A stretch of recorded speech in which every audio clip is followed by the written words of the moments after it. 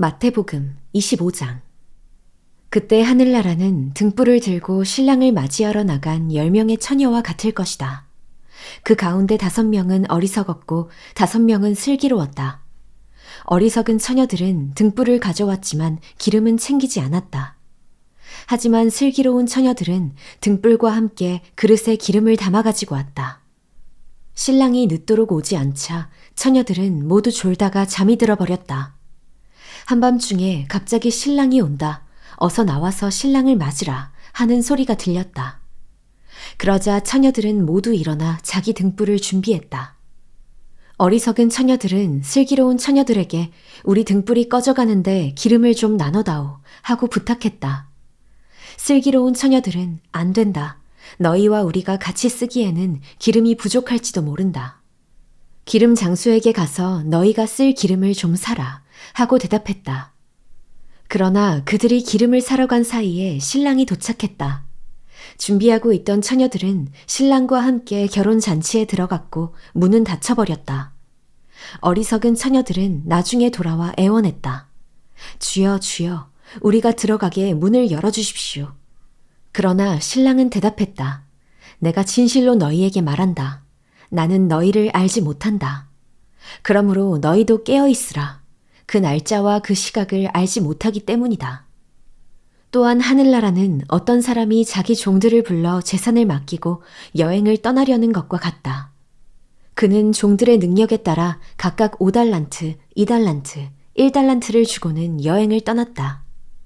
5달란트 받은 종은 곧장 가서 그 돈으로 장사해 5달란트를 더 벌었다. 마찬가지로 2달란트 받은 종도 2달란트를 더 벌었다. 그러나 1달란트 받은 종은 가서 땅의 구덩이를 파고 주인의 돈을 감춰두었다. 시간이 흘러 그 종들의 주인이 집으로 돌아와 종들과 결산하게 됐다. 5달란트 받은 종이 주인에게 5달란트를 더 가져와 말했다. 주인님, 주인님은 제게 5달란트를 맡기셨습니다. 자, 보십시오. 제가 5달란트를 더 벌었습니다. 그러자 그의 주인이 대답했다. 잘했다. 착하고 신실한 종아. 내가 작은 일에 충성했으니 이제 더 많은 일을 맡기겠다. 와서 내 주인의 기쁨을 함께 나누자. 2달란트 받은 종도 와서 말했다. 주인님, 주인님은 제게 2달란트를 맡기셨습니다. 자, 보십시오. 제가 2달란트를 더 벌었습니다. 그의 주인이 대답했다. 잘했다. 착하고 신실한 종아. 내가 작은 일에 충성했으니 이제 더 많은 일을 맡기겠다. 와서 내 주인의 기쁨을 함께 나누자. 그때 1달란트 받은 종이 와서 말했다. 주인님, 저는 주인님이 굳은 분이라 심지 않은 데서 거두시고 씨 뿌리지 않은 곳에서도 곡식을 모으시는 것을 압니다. 그래서 저는 두려운 나머지 나가서 주인님의 돈을 땅에 감춰두었습니다. 보십시오. 여기 주인님의 것이 있습니다. 주인이 대답했다. 이 악하고 게으른 종아, 내가 심지 않은 데서 거두고 씨 뿌리지 않은 곳에서 곡식을 모으는 줄 알았느냐? 그렇다면 너는 내 돈을 돈놀이하는 사람에게라도 맡겼어야 하지 않느냐? 그랬다면 내가 돌아와서 그 돈에다 이자라도 받았을 것이다. 저 종에게서 1달란트를 빼앗아 10달란트 가진 종에게 주어라. 누구든지 있는 사람은 더 많이 받아 풍성해질 것이며 없는 사람은 있는 것마저 모두 빼앗길 것이다. 이 쓸모없는 종을 바깥 어둠 속으로 내쫓아라. 거기서 슬피 울며 이를 갈게 될 것이다. 인자가 그의 영광 가운데 모든 천사들과 함께 올 때에 그의 영광의 보좌 위에 앉을 것이다. 모든 민족들이 그 앞에 모이게 되고 목자가 염소 중에서 양을 가려내듯이 인자는 그들을 둘로 갈라 양들은 자기 오른쪽에 염소들은 그 왼쪽에 둘 것이다. 그때 그 왕이 오른쪽에 있는 사람들에게 말할 것이다. 이리 와서 세상의 창조 때부터 너희를 위해 마련해 두신 나라를 상속하라. 너희는 내가 배고플 때 먹을 것을 주었고 내가 목마를 때 마실 것을 주었으며 내가 나그네 됐을 때 나를 맞아들였다. 내가 헐벗었을 때 옷을 입혀주었고 내가 병들었을 때 돌봐주었으며 내가 감옥에 갇혔을 때 나를 찾아주었다. 그때 의인들이 대답할 것이다. 주여, 언제 주께서 배고프신 것을 보고 우리가 먹을 것을 드렸으며 언제 주께서 목마르신 것을 보고 우리가 마실 것을 드렸습니까? 언제 주께서 나그네 되신 것을 보고 우리가 맞아드렸으며 언제 주께서 헐벗으신 것을 보고 우리가 입을 것을 드렸습니까? 언제 주께서 병드시거나 감옥에 갇히신 것을 보고 우리가 찾아갔습니까? 왕이 대답할 것이다. 내가 진실로 너희에게 말한다. 무엇이든 너희가 여기 있는 내 형제들 중 가장 보잘것없는 사람에게 한 것이 곧 내게 한 것이다. 그러고 나서 왕은 왼쪽에 있는 사람들에게 말할 것이다. 이 저주받은 사람들아, 내게서 떠나 마귀와 그의 부하들을 위해 마련된 영원한 불 속으로 들어가라. 너희는 내가 배고플 때 먹을 것을 주지 않았고 내가 목마를 때 마실 것을 주지 않았다. 내가 나그네 됐을 때 너희는 나를 맞아들이지 않았고 내가 헐벗었을 때 입을 것을 주지 않았다. 내가 병들고 감옥에 갇혔을 때 너희는 나를 보살펴 주지 않았다. 그들 역시 대답할 것이다. 주여, 우리가 언제 주께서 배고프시거나 목마르시거나 나그네 되시거나 헐벗으시거나 병드시거나 감옥에 갇히신 것을 보고 돌보지 않았다는 말씀입니까? 왕이 대답할 것이다. 내가 진실로 너희에게 말한다. 무엇이든 너희가 여기 있는 사람들 중 가장 보잘것없는 사람에게 하지 않은 것이 곧 내게 하지 않은 것이다. 그러므로 그들은 영원한 벌에, 의인들은 영원한 생명에 들어갈 것이다. 마태복음 26장. 예수께서 이 모든 말씀들을 끝마친 후에 제자들에게 말씀하셨습니다. 너희도 알다시피 이틀만 있으면 유월절이다. 그때 인자는 넘겨져 십자가에 못 박힐 것이다. 그 무렵 대제사장들과 백성의 장로들은 가야바라 하는 대제사장의 관저에 모여 교묘하게 예수를 체포해 죽일 음모를 꾸미고 있었습니다. 그러나 그들은 백성들이 소동을 일으킬지도 모르니 명절 기간에는 하지 맙시다 라고 말했습니다. 예수께서 베다니에 있는 나병 환자 시몬의 집에 계실 때였습니다.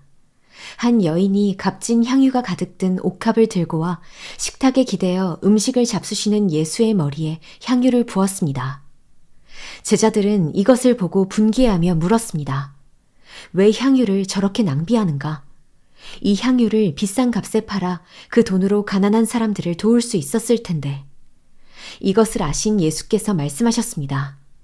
왜 이 여인을 괴롭히느냐? 이 여인은 내게 좋은 일을 했다. 가난한 사람들은 항상 너희와 함께 있겠지만 나는 항상 너희 곁에 있는 것이 아니다. 이 여인이 내 몸에 향유를 부은 것은 내 장례를 준비하기 위한 것이다. 내가 진실로 너희에게 말한다. 온 세상 어디든지 복음이 전파되는 곳마다 이 여인이 한 일도 전해져서 사람들이 이 여인을 기억하게 될 것이다. 그때 12 제자 중 하나인 가룟 사람 유다가 대제사장들에게 가서 물었습니다. 예수를 당신들에게 넘겨주면 내게 얼마나 주겠소? 그들은 유다에게 은돈 30을 쳐주었습니다. 그때부터 유다는 예수를 넘겨줄 기회를 엿보았습니다. 무교절 첫날에 제자들이 예수께 와서 물었습니다. 선생님께서 잡수실 유월절 음식을 어디에서 준비하면 좋겠습니까? 예수께서 대답하셨습니다. 성 안에 들어가 한 사람에게 가서 우리 선생님께서 말씀하시기를 나의 때가 가까워졌으니 내가 그대의 집에서 제자들과 함께 유월절을 지키겠다 하십니다. 라고 전하라. 그리하여 제자들은 예수께서 지시하신 대로 유월절을 준비했습니다. 저녁이 되자 예수께서 12 제자와 함께 식탁에 기대어 앉으셨습니다. 모두들 식사를 하고 있을 때 예수께서 말씀하셨습니다. 내가 진실로 너희에게 말한다.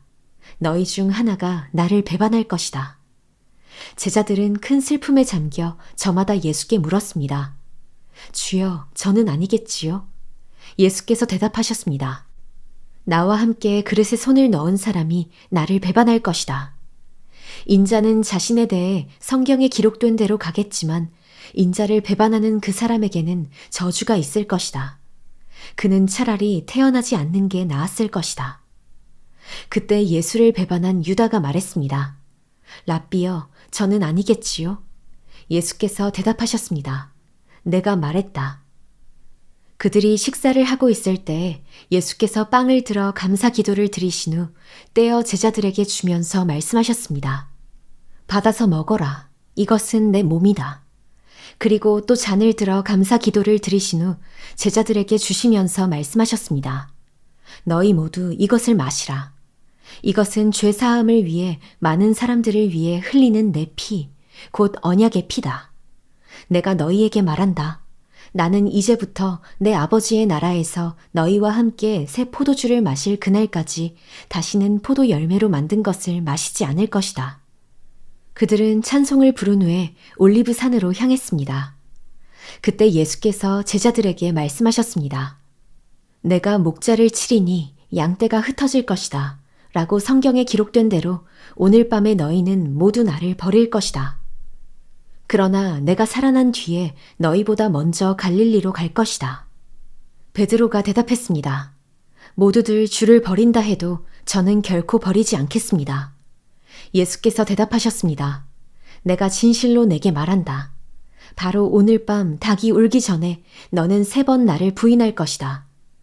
그러자 베드로가 외쳤습니다. 주와 함께 죽을지언정 결코 주를 모른다고 하지 않을 것입니다. 그러자 다른 제자들도 모두 똑같이 말했습니다. 그때 예수께서 제자들과 함께 겟세마네라고 하는 곳으로 가서 제자들에게 말씀하셨습니다. 내가 저기에 가서 기도하는 동안 여기 앉아 있으라. 예수께서 베드로와 세베대의 2 아들을 데리고 가셨습니다. 예수께서는 슬픔에 잠겨 괴로워하셨습니다. 그때 예수께서 그들에게 말씀하셨습니다. 내 마음이 너무 괴로워 죽을 지경이다. 너희는 여기 머물러 나와 함께 깨어 있도록 하라. 예수께서 조금 떨어진 곳으로 가셔서 얼굴을 땅에 파묻고 엎드려 기도하셨습니다. 내 아버지, 할 수 있다면 이 잔을 내게서 걷어주십시오. 그러나 내 뜻대로 하지 마시고 아버지의 뜻대로 하십시오. 그리고 제자들에게 돌아와 보니 그들은 자고 있었습니다. 예수께서 베드로에게 물으셨습니다. 너희가 1시간도 나와 함께 깨어있지 못하겠느냐? 시험에 들지 않도록 깨어서 기도하라. 마음은 간절한데 육신이 약하구나. 그리고 예수께서 다시 가서 기도하셨습니다. 내 아버지, 내가 마시지 않고서는 이 잔이 내게서 떠날 수 없다면 아버지의 뜻대로 해주십시오. 예수께서 돌아와 보니 제자들은 또 잠이 들어 있었습니다. 그들은 너무 졸려서 눈을 뜰 수 없었습니다. 그래서 예수께서 그들을 두고 또다시 가셔서 3번째로 똑같은 기도를 하셨습니다. 그러고는 제자들에게 돌아와 말씀하셨습니다. 이제는 자고 쉬라. 보라, 때가 가까이 왔다. 인자가 배반당해 죄인들의 손에 넘겨지게 됐구나. 일어나라, 가자.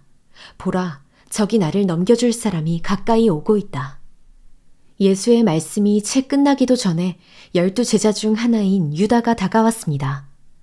유다 곁에는 대제사장들과 백성의 장로들이 보낸 큰 무리가 칼과 몽둥이로 무장하고 있었습니다. 그리고 예수를 넘겨줄 사람이 그들에게 신호를 보내기로 정해두었습니다. 내가 입을 맞추는 사람이 바로 그 사람이니 그를 붙잡으시오. 곧바로 유다는 예수께 다가가 랍비여 안녕하십니까? 라고 말하며 입을 맞추었습니다. 예수께서 대답하셨습니다. 친구여, 무엇을 하려고 여기에 왔느냐? 그러자 사람들이 한 발자국 앞으로 나오더니 예수를 붙잡아 체포했습니다.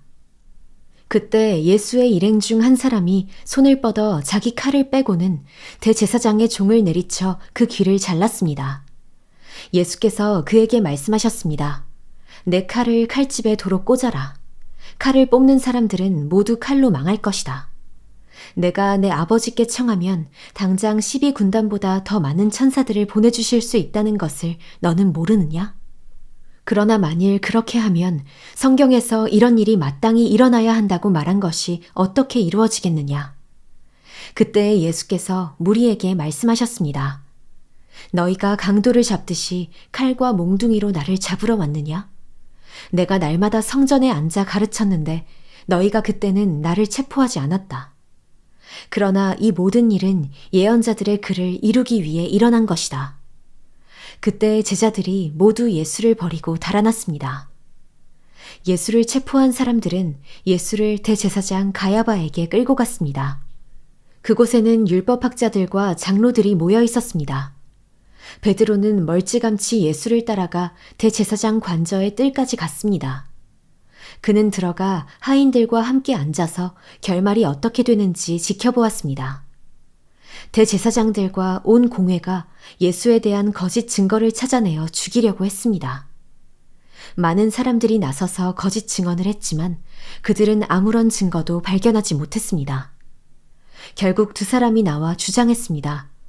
이 사람이 내가 하나님의 성전을 헐고 3일 만에 다시 세울 수 있다고 말했습니다.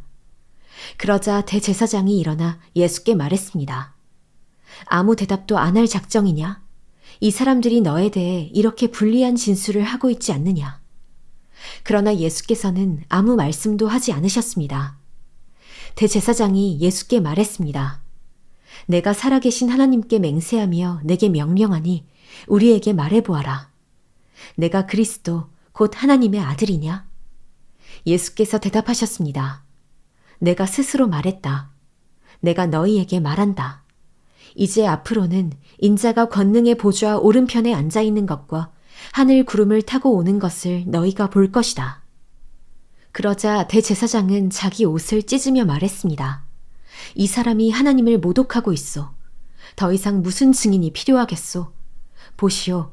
여러분은 지금 하나님을 모독하는 말을 들었소. 여러분은 어떻게 생각하시오? 그들은 죽어 마땅합니다. 라고 대답했습니다.